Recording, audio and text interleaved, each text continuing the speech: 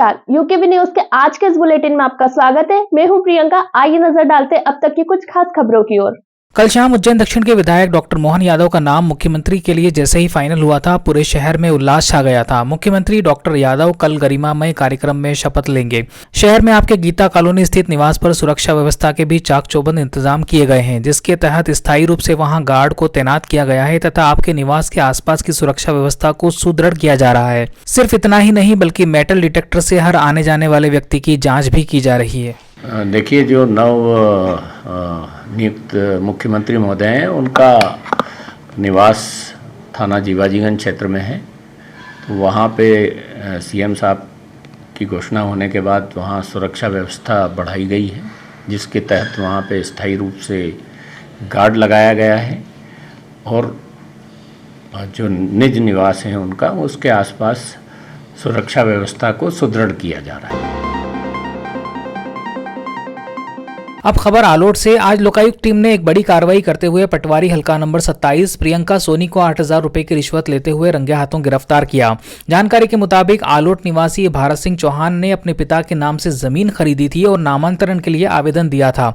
नामांतरण नहीं होने पर आप हल्का पटवारी से जाकर मिले, जिस पर पटवारी ने 15,000 रुपए की मांग नामांतरण करवाने के लिए की थी। इस अवैध मांग पर आपने उज्जैन लोकायुक्त पुलिस अधीक्षक को शिकायत की थी, जिस पर कार्रवाई करते हुए लोकायुक्त टीम ने एक ट्रैप ऑर्गेनाइज करते हुए पटवारी को रंगे हाथों पकड़ा। पटवारी का नाम प्रियंका सोनी है।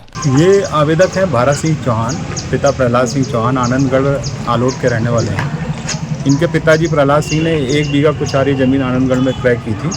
उसके नामांतरण के लिए उन्होंने लोक सेवा में आवेदन कर दिया था, परंतु जब नामांतरण नहीं हुआ तो उन्होंने जाके हल्का पटवारी से मिले। उन्होंने 15,000 रुपये नामांतरण कराने के लिए मांग की थी, जिस पर से उन्होंने पुलिस अधीक्षक लोकायुक्त उज्जैन को शिकायत की थी, जिस पर सत्यापन मुझ निरीक्षक बसंत श्रीवास्तव के द्वारा किया गया, जिसमें यह पाया गया कि उनके द्वारा 15,000 से कम करते हुए 8,000 रुपये में बात तय की और 8,000 रुपये लेकर आज 12 तारीख को आलोट बुलाया था। तो एक ट्रैप ऑर्गेनाइज़ किया गया और आज 8,000 रुपये लेते हुए कारगिल चौराहे के पास इन्होंने बुलाया था, तो वहाँ पे इन्हें पकड़ा है। वहाँ से लाके कार्रवाई आरई कक्ष में कर रहे हैं।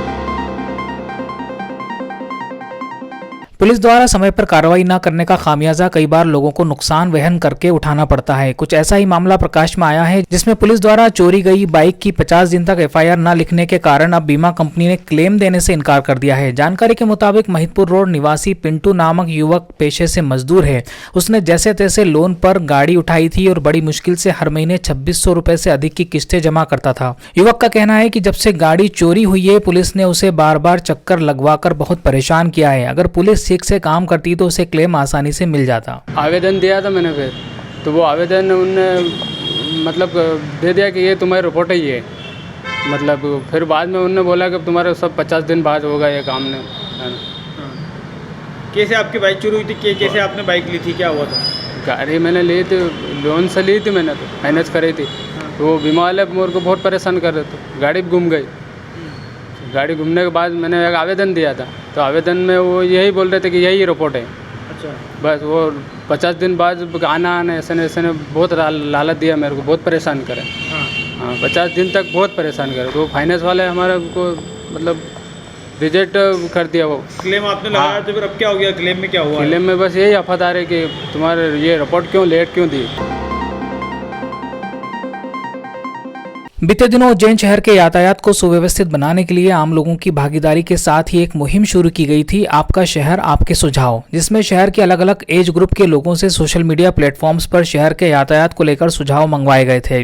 विभिन्न सुझावों के प्राप्त होने के बाद अब शहर में पुलिस प्रशासन द्वारा इन्हें अलग अलग स्तर पर लागू किया जाएगा।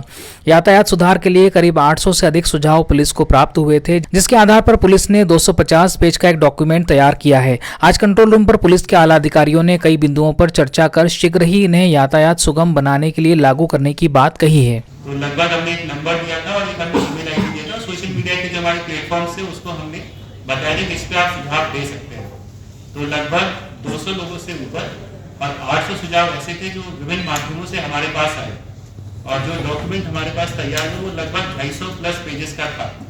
तो कहीं ना कहीं ये इस चीज को रिफ्लेक्ट करता है कि जितने भी लोग यहाँ पे निवासरत हैं, यहाँ पे यहाँ जो रहते हैं, वो कहीं ना कहीं इस चीज को समझते हैं, इसको चुनौती मानते हैं और उनको ये भी पता है कि हमारा जो व्यवस्थाएं हैं, हमारे जो संसाधन हैं, और जब तक हम स्वयं अनुशासित नहीं होंगे तब तक इसको फेस करना बहुत मुश्किल है। तो प्रमुख तौर पे जो सुझाव आए थे, खासकर जो उज्जैन पुराने को लेके बोलते हैं, मैं स्टार्टिंग में सिर्फ 4-5 पॉइंट्स फ्लैग रेज करूंगा, उसके बाद हम इंट्रोडक्शन ले लेंगे। उज्जैन जिले में अब से एक सप्ताह पूर्व एक मुहिम शुरू की गई थी, आपका शहर आपके सुझाव। इसमें विभिन्न जो एज ग्रुप्स हैं और विभिन्न जो जेंडर है, उन्होंने लगभग 800 के ऊपर सुझाव और सलाह भेजे थे और लगभग 250 पेज का एक डॉक्यूमेंट तैयार हुआ है। तो इन सभी सलाहों पे क्रमवार तरीके से जो सबसे इजीली इम्प्लीमेंट किए जा सकते हैं, उनको आने वाले समय में हम लोग इन्फोर्स करेंगे। नवनिर्वाचित मुख्यमंत्री डॉक्टर मोहन यादव और उनके मंत्रिमंडलीय सहयोगी बुधवार को मोतीलाल नेहरू स्टेडियम में आयोजित शपथ ग्रहण समारोह में शपथ लेंगे। प्रधानमंत्री नरेंद्र मोदी, केंद्रीय सहकारिता एवं गृह मंत्री अमित शाह तथा पार्टी के राष्ट्रीय अध्यक्ष जेपी नड्डा की उपस्थिति में आयोजित होने वाला शपथ ग्रहण समारोह भव्य और ऐतिहासिक होगा। ये बात भारतीय जनता पार्टी के प्रदेश अध्यक्ष और सांसद विष्णुदत्त शर्मा ने मंगलवार को मीडिया से चर्चा के दौरान कही।